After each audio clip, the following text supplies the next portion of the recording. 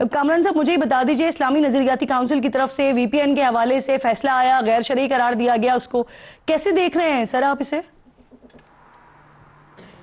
میں اس بات کو سن کے میں خود تو پریشان ہوں، اور میں اس بات کو سمجھنا چاہتا ہوں. کچھ ممبرز کے ساتھ میرے تعلقات بھی ہیں، اور میں ان سے سمجھنا چاہتا ہوں کہ یہ کس طرح سے انہوں نے اس معاملے کو غیر اسلامی کہا. میں نے اس کو دیکھا نہیں ہے، پڑھا نہیں ہے، اس وقت تبصرہ نہیں کرتا، مگر بہرحال میری پریشانی ہے. میں نے میڈیا میں یہ بات دیکھی ہے. وی پی این کو غیر اسلامی، مطلب اگر ہم اس طرح سے چیزوں کو غیر اسلامی قرار دینے لگ جائیں، اور پتہ نہیں پھر کیا بنے گا. کیا یہ تو میری سمجھ میں یہ بات نہیں آئی ہے. مگر سٹل جو ہے نا، میں کوئی ایسی اپنا اوپینین دینے سے پہلے اس کو سمجھنا چاہتا ہوں بات کو، کہ کیوں انہوں نے اس طرح سے کیا ہے، یا کیوں انہوں نے اس طرح سے کیا کہا ہے، اور کیا چیز کامران صاحب غیر اس میں اسلامی ہو ایک گئی. دلچسپ بات سر یہ بھی ہے کہ وزیر اعظم صاحب کے مشیر ہے رانا ثناء اللہ صاحب، ان سے جب یہ سوال کیا گیا تو انہوں نے بھی اس چیز پہ بڑی حیرانگی کا اظہار کیا. وہ کہتے ہیں کہ سمجھ نہیں آ رہا ہے کہ اسلامی نظریاتی کاؤنسل کو اس معاملے میں پڑھنے کی کیا ضرورت تھی، اور ان کو اپنا اوپینین دینے کی کیا ضرورت تھی. حالانکہ ان سے پوچھا گیا کہ اس سارے معاملے پر تو تنقید آپ پر ہو رہی ہے کہ یہ حکومت کی سپورٹ میں آیا ہے، تو رانا ثناء اللہ صاحب نے کہا کہ ہمیں ایسی کسی سپورٹ کی ضرورت نہیں تھی جو اسلامی نظریاتی کاؤنسل نے کیا ہے.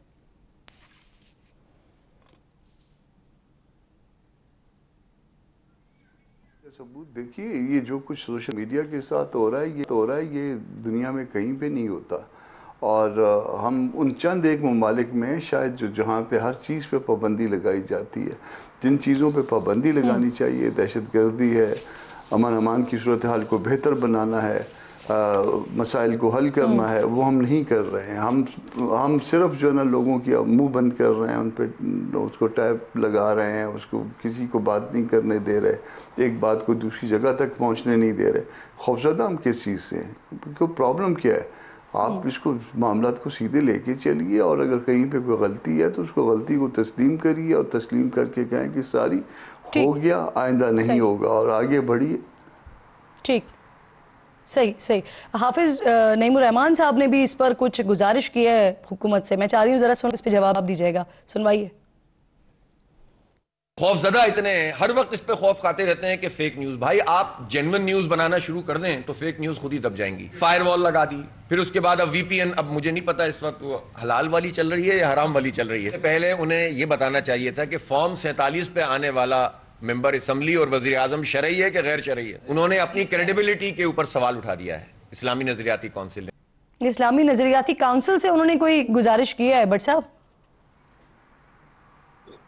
بات یہ ہے کہ دیکھیں، بالکل سوشل میڈیا جس طریقے سے پاکستان میں یوز ہو رہا ہے، جس طریقے سے دہشت گردی پاکستان میں ہو رہی ہے، اس کا جو استعمال ہو جا رہا ہے. آپ کہتے ہیں انٹرنیٹ لو ہو گیا انٹرنیٹ، تو دیکھیں اتنے مسائل ہیں، کیا ان کا حل ہم یہ نہیں ہے کہ ہم سیاسی جماعتیں اور یہ جو حکومتی جماعت ہے یہ اور باقی مل کے بیٹھیں، کوئی ایسا طریقہ اختیار کریں جس میں کم سے کم ہم یہ جو دہشت گردی ہے اس کو ختم کرنے کے لیے ہم اکٹھے ہو جائیں، ملک کی بہتری کے لیے اکٹھے ہو جائیں.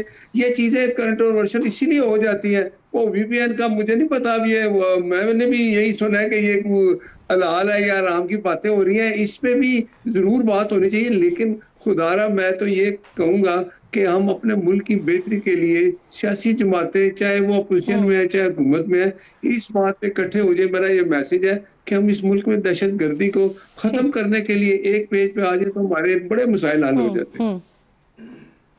صحیح سر. اب ذرا اگلے ٹاپک کی طرف میں آپ سے ہی بات کا آغاز کر دیتی ہوں. کل نیشنل ایکشن پلان کی ایپیکس کمیٹی کا اجلاس ہونے جا رہا ہے، اہم فیصلوں کی منظوری کا امکان ظاہر کیا جا رہا ہے. تو سر کیا ہونے جا رہا ہے؟ کیا حکومت ڈائیلاگ کی طرف جائے گی یا آپریشن کی طرف جائے گی سر؟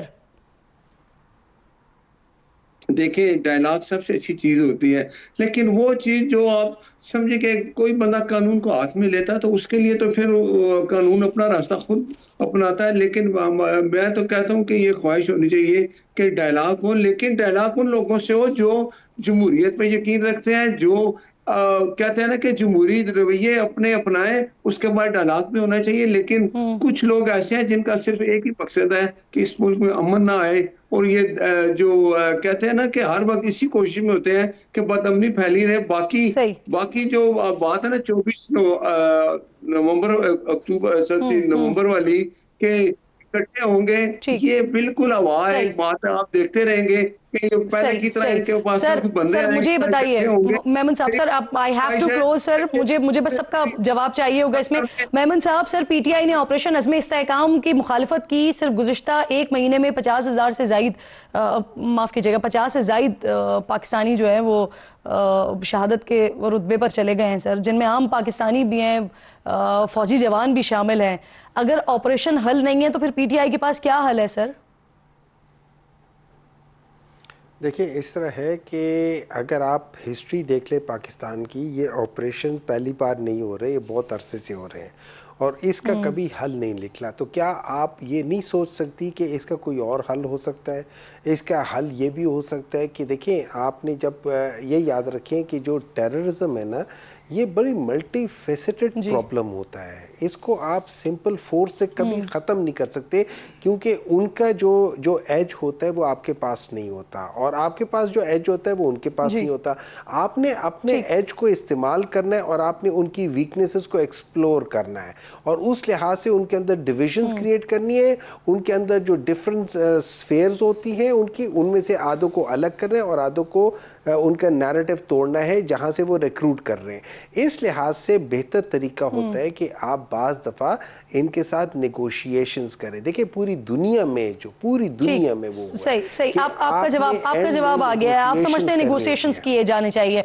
कामरान साहब, हमने देखा सर खैबर पख्तूनख्वा में, बलूचिस्तान में जेयूआई को निशाना बनाया गया सर, कई लोग आपके शहीद हुए। अभी 2 रोज पहले बाजोड़ में जमात इस्लामी के जनरल सेक्रेटरी को शहीद किया गया। अब भी जेयूआई ऑपरेशन की मुखालफत करेगी सर? देखिए, ये ऑपरेशन की मुखालफत इसलिए करेगी कि ये मसले का हल नहीं है। शायद सबसे ज़्यादा शहदा जो है सिविलियन में इन सूबा खैबर पख्तूनख्वा में या सूबा बलूचिस्तान में हमने दिए होंगे, मगर इसके बावजूद जो मसले का हल नहीं है सियासी तौर पे, उसकी मुखालफत की जाएगी। गवर्नमेंट ख़ुद भी इस बात को तस्लीम करती है कि ये मसले का हल नहीं है। मैं ज़ाती तौर पे जानता हूँ कि बहुत सारे मामलात में कि कुछ लोगों को इन्वॉल्व होने का कहा गया, मगर वो जो है ना, जिन लोगों को इन्वॉल्व होने का कहा गया है इंगेज करने के लिए दोनों तरफ से लोगों को, शायद वो भी जो है ना उस मसले को हल नहीं कर सकते। ये इसमें जो मुनासिब शख्स कोई होता है जो उस मसले को हल कर सकता है, उसको जो है वो इंगेज करना होता है और टाइमिंग की भी इसमें अहमियत होती है। बाज़ औक़ात जो है ना ये देर कर देते हैं और इतनी देर कर देते हैं कि फिर बाद में इनसे भी मुदावा जो है ना मौलाना साहब तैयार हैं बात करने के लिए? बाज़ जगह पे मौलाना जो है ना वो रेलेवेंट हो सकते हैं। जैसे पहले जो है ना इलेक्शन से पहले अफ़गानिस्तान वो गए थे, मगर उसका नतीजा ये निकला कि हमारा साइज़ जो है ना फिर मज़ीद काट दिया गया।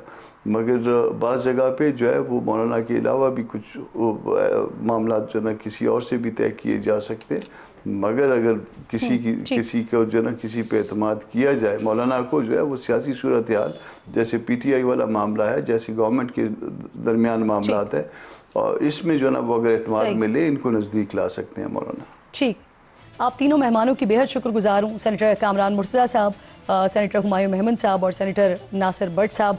आप तीनों प्रोग्राम में शरीक थे। प्रोग्राम के आखिर में नाज़रीन बात करते हैं कि पाकिस्तान की फ़ज़ा जो है ना वो इस वक्त सांस लेने के काबिल नहीं रही है, हवाओं में जहर घुल चुका है। कोई एक शहर ऐसा नहीं है पाकिस्तान का कि जहाँ की फ़ज़ा आलमी मयार के मुताबिक अच्छी कहलाई जा सके।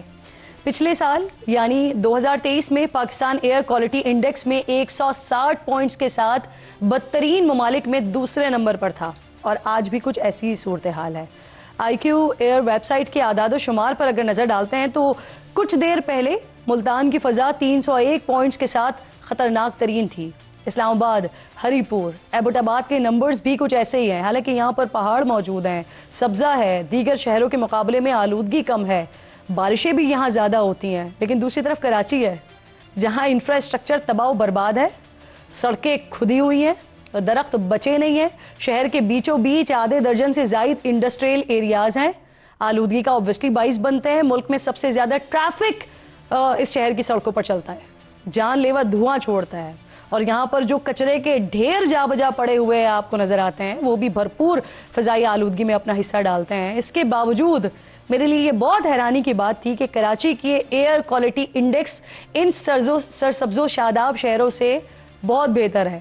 لیکن اس کی وجہ آبویسلی جب کچھ ریسرچ کی ہے تو پتہ چلا ہے کہ کوئی انسانی کوششیں نہیں ہیں, انسانی کاوشیں نہیں ہیں, بلکہ یہ اللہ کی رحمت ہے. کیونکہ کراچی سمندر کنارے آباد شہر ہے اور اس وجہ سے اس شہر کو وہ فائدہ ملتا ہے جو کسی اور شہر کو نہیں ملتا. سمندر کے اوپر, سمندر کی حدود میں دور دور تک فضا خالی رہتی ہے. سمندری ہوائیں چلنے سے بھی فائدہ ہوتا ہے, ورنہ کراچی کا حال جو اس وقت بدحال ہے نا, تو ان بڑے شہروں میں سب سے برا حال کراچی کا ہونا تھا.